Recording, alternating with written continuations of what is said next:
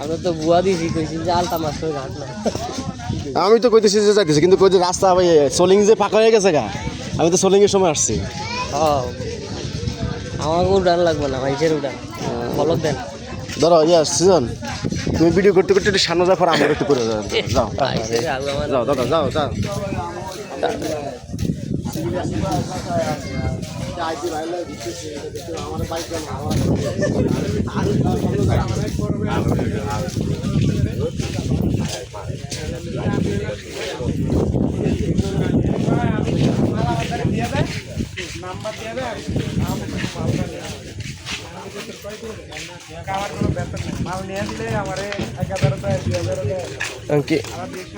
আমরা করে উড়ামো।